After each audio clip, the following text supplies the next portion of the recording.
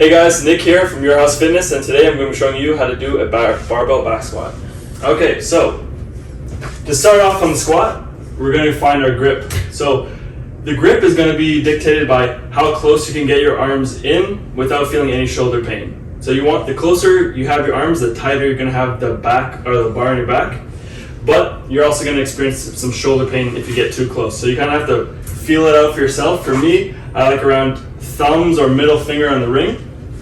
Next, we're going to start by putting our foot right under the bar, shoelaces right under the bar. We're going to come under, and there's actually a couple places you can put the bar. You can put it above the bone on your scapula, that's high bar, or you can put it below the bone, that's low bar. So the difference being high bar is a little bit more quad dominant, so you get a little bit more quads out of it, a little easier on the shoulders. Low bar, a little bit more hip dominant, more glutes, a little bit more stress on the shoulders. So today I'm going to be demonstrating the high bar. We're going to pick it up out of the rack, take as few steps as you can to get set up, 2 to 3, standing with your feet about wider than shoulder width or whatever's comfortable, feet slightly turned out. I'm going to push my hips back as I descend, bending my knees, go as deep as comfortable without compromising your spine position, and then stand straight up.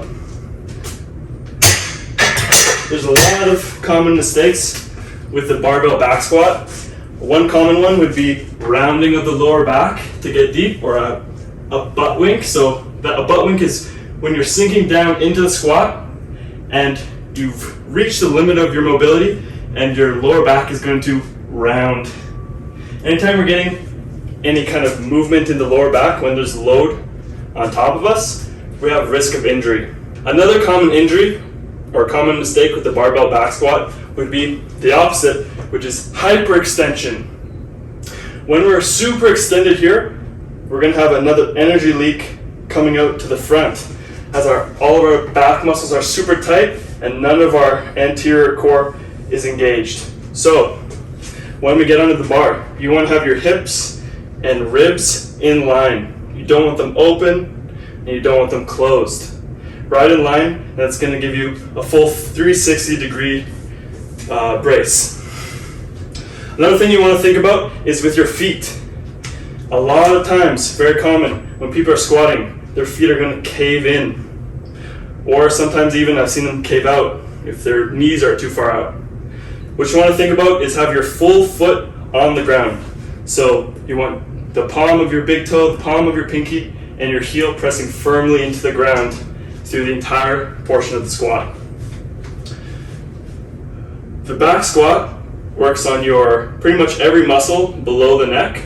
Majority is going to be working on your quads, glutes, and your core. Those are the main muscles that are going to be worked for the barbell back squat. Most of the time, when you're taking it out of the rack, you want to be facing the rack. So I'll do a squat for demonstration purposes. Again, find your placement of your hands, foot under the bar. Stand straight up, take 1 to 2 steps back, keeping your head looking straight forward, pressing the hips back, and then standing straight up.